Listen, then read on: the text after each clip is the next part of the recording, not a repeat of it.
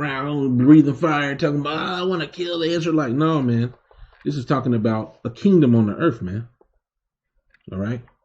So let's prove that. Daniel 7. Just briefly. Daniel 7, starting at verse 3. And 4 great beasts came up from the sea, diverse one from another. The first was like a lion and had eagle's wings. I'm gonna just get to the point. Verse 7. Verse 7 says, After this I saw in the night visions, behold, a fourth beast, dreadful and terrible, and strong exceedingly, and it had great iron teeth. It devoured and brake in pieces, and stamped the residue with the feet of it. And it was diverse from all the beasts that were before it, and it had 10 horns. So like it says in Revelation 12, okay, the great red dragon having 7 heads and 10 horns and 7 crowns upon his head. Okay, and let's get to the point. Okay.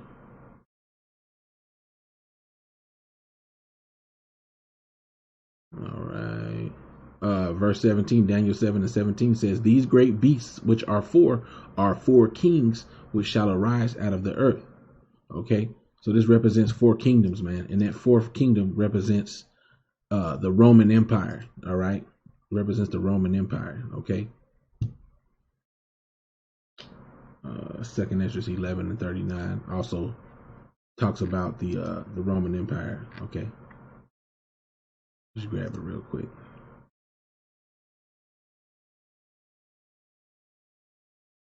And here it's referred to as an eagle. 2nd Esdras 11 and 39 says, Are not thou that remainest of the 4 beasts whom I made to reign in my world, that the end of their times might come through them? Okay. So that 4th beast represents the Roman Empire. All right. So let's move on. Revelation 12. And we're going to skip down to all right. So when you hear these different things about, the dragon and the beast and all these different things, man, it's talking about a man. Okay. And Lord willing, we're going to grab that. A lot. As a matter of fact, let me prove it right here. Okay, again, further proving to you that this is talking about a man. Revelation 12 and 9. Let's get that.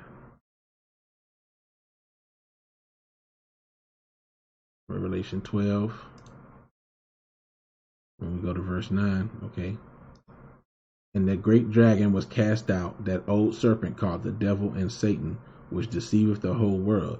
He was cast out into the earth, and his angels were cast out with him. Okay. Now, some people like to say this is the spiritual demon Satan. You're walking around with a pitchfork. So let's read this. Okay. The word for the devil is diabolos. Okay. Strong's G 1228. Okay. And it says, prone to slander, slanderous, accusing falsely. And that's what he does all the time. He falsely accuses you, and then he justifies killing your ass. A calumniator, false accuser, slanderer. Metaphorically applied to a man who, by opposing the cause of God, may be said to act the part of the devil or to side with him. Okay. And also here, when you go into the Greek lexicon, it says to be of the devil, properly to derive their origin from the devil, tropically to depend upon the devil in thought and action, to be prompted and governed by him. Okay. There are people that are after the working of Satan on the planet Earth, man. Okay. It makes me want to grab it right here, which I was going to grab it later. Okay. But I'm going to grab it real quick, and then we'll go back and grab it again. 2 Thessalonians. Right. 2 Thessalonians 2. Boom. Boom. 2 Thessalonians 2. And 3. Make sure this is the right one. The man is sitting. No, here it goes right here. 2 Thessalonians 2 and 8 says, And then shall that wicked be revealed, whom the Lord shall consume with the spirit of his mouth, and shall destroy with the brightness of his coming, even him whose coming is after the working of Satan with all power and signs and lying wonders. Okay, so him whose coming is after the working of Satan. Okay, him whose actions is after the working of Satan. Okay, is Esau Edom, the so-called white man, to put it plainly. Okay, he's the one who depends upon the devil in thought and action, and he's prompted and governed by the devil. Okay, the spiritual demon Satan. Okay. And then once again, is figuratively applied to a man who, by opposing the cause of the Most High, may be said to act the part of the devil or to side with him. Okay, and okay, the demons out here have been set up to try to deceive the children of Israel into staying in sin. Okay, the spiritual demons are out here doing the same thing, and then they have the physical counterparts that play it out as well, man. Okay, it's a lock here. Yeah. Make sure I ain't blocking off the words too much. Block. All right. So let's get the next precept. Salat. Let's continue on in Revelation. Okay, Revelation 12. Let's skip down to 13. And when the dragon saw that he was cast unto the earth, he persecuted the woman which brought forth the man child.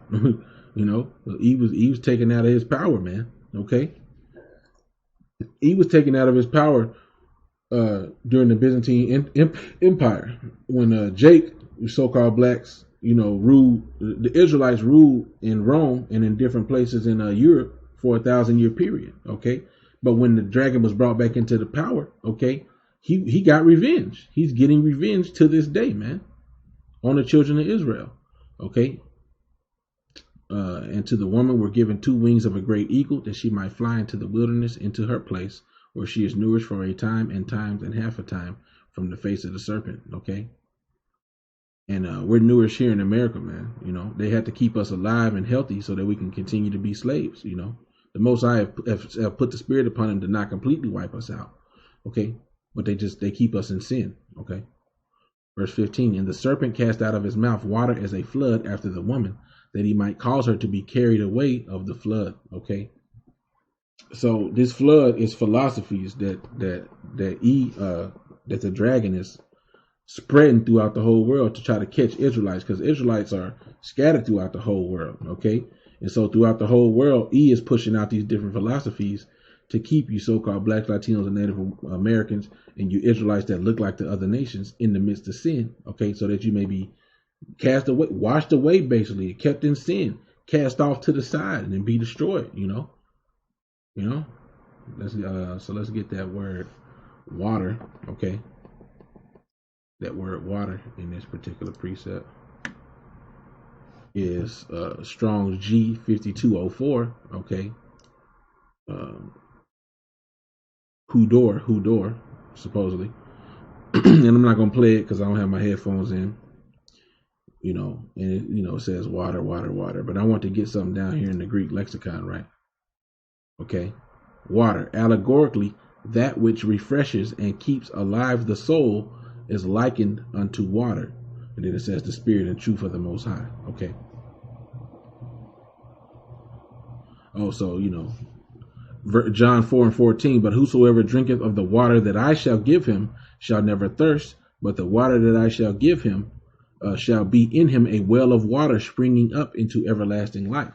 The scriptures also say, he that believeth on me, as the scriptures have said, out of his belly shall flow rivers of living water. Okay, so the word of the Most High is likened unto water. Now, we're going to get a few precepts where he has pushed forth his word as though it's the word of God, you see? And so these people are drinking that dirty water, okay, and they're basically being drunken with it and being, so to speak, cast away with the flood. Okay, with this flood of this dirty water that's coming out of the dragon's mouth, man, representing Esau Edom, man. So let's get a few precepts just proving to you, okay, that E is viewed as a god of this world, okay, and people damn near take his word as gospel, man.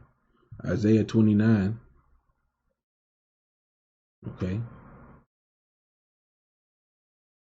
And 16 says, surely Your turning of things upside down shall be esteemed as the potter's clay. For shall the work say of him that made it, he made me not? Or shall the thing framed say of him that framed it, he had no understanding? Okay, so Eve's word is being esteemed as the ways of the Most High, as it's looked at as the word of God, man. Okay, you'll see something that the Most High set up, and then you'll have Edomites come through and say, well, this ain't really, the God made a mistake when he did this. This ain't really how it's supposed to be. This is wrong, you know. No, nigga, you wrong. Okay? How you gonna tell the Most High that made you that he didn't know what he was doing? You know?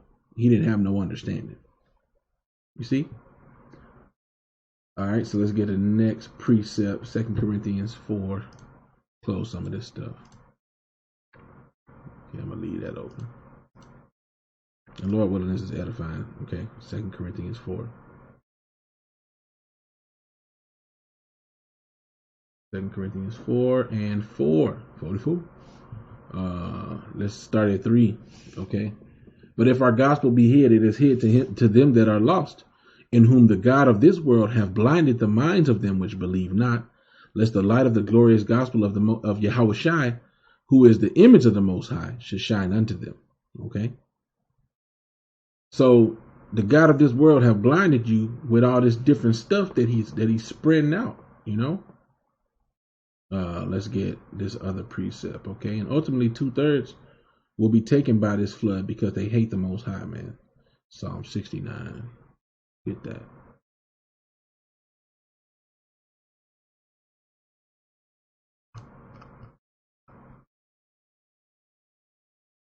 And going to verse 22. Says this, okay? I'll start at verse 21. They gave me also gall for my meat, and in my thirst they gave me vinegar to drink, which that's literally what the 2/3 did to Yahushua. Okay, they said give him vinegar to drink, and they also said let his blood be upon us and upon our children, right? You know, through verse 22. So that because of these things, because of the wickedness of the 2/3, verse 22, let their table become a snare before them, and that which should have been for their welfare, let it become a trap. So your table goes into the things that you believe, okay, the things that you digest spiritually, okay. These scriptures are likened unto a prepared table. Wisdom have mingled her wine, she have killed her fatted beasts, okay. So this is your spiritual food, okay. Man shall not live off of bread alone, but out of every word that proceedeth out of the mouth of the Most High. Okay, so there's a spiritual meal that you eat.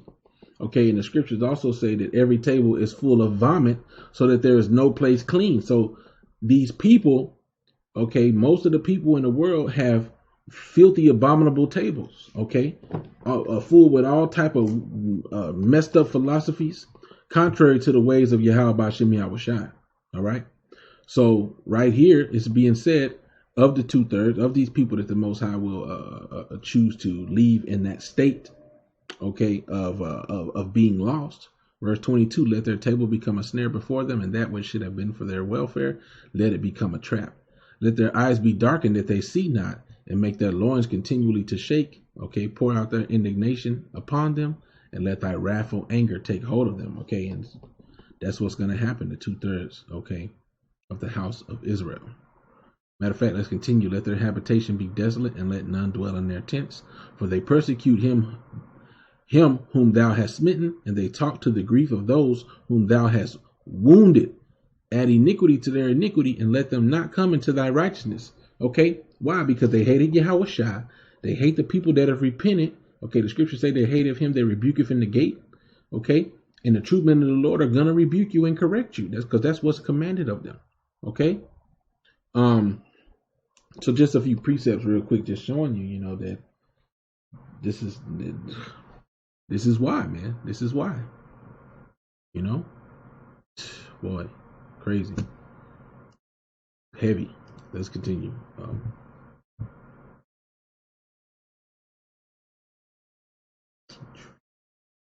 We're going to get that word flood. Okay.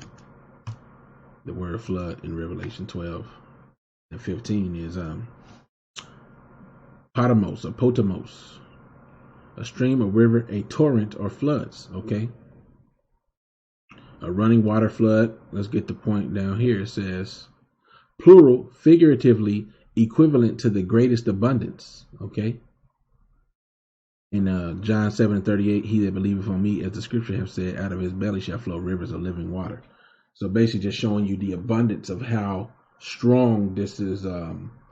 This flood is coming out of the dragon's mouth. It's always something with Esau Edom. Even as I was going to make this lesson, this popped up in the recommended section of the website. This right here says, the Big Bang is hard science.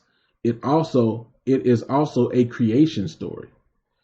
So, there's always something with E. There's always something with E of this science falsely so called. The scriptures say avoid oppositions of science falsely so called. And the word science, if I'm not mistaken, let's just get the definition of the word science. And I don't want to make this too long, but let's get this. Science, what is known or knowledge, okay? So science just means knowledge, okay? And the knowledge of wickedness is not knowledge, like the scriptures say. So E puts forth this false knowledge and tells you this is the way it's supposed to be, okay? So there's a flood of these philosophies and doctrines that's being cast out all across the world, man. And everybody's drinking and eating this abominable meal, man. Let's get a precept on that. Okay, because Esau Edom's habitation is called Babylon the Great, man. Or sometimes it's just simply referred to as Babylon. Jeremiah 51. Jeremiah 51:7 says, Babylon have been a golden cup in the Most High's hand that made all the earth drunken. The nations have drunken of her wine. Therefore, the nations are mad. Okay, and these different philosophies and philosophies in general are represented unto food in numerous instances in the Bible. Water, wine, these different things. It's a lot. I keep looking over here. The camera's over here. It's a lot. But, water, wine, food, bread. Okay. So this cup of this abominable wine everybody has been made to drink of this. The whole world, man. The whole world is drunken with the philosophies. Okay. All right. So let's see. So yeah, I'm running towards the end here. So 2 Thessalonians. Let's go back to 2 Thessalonians. See if it's some more I want to get on there.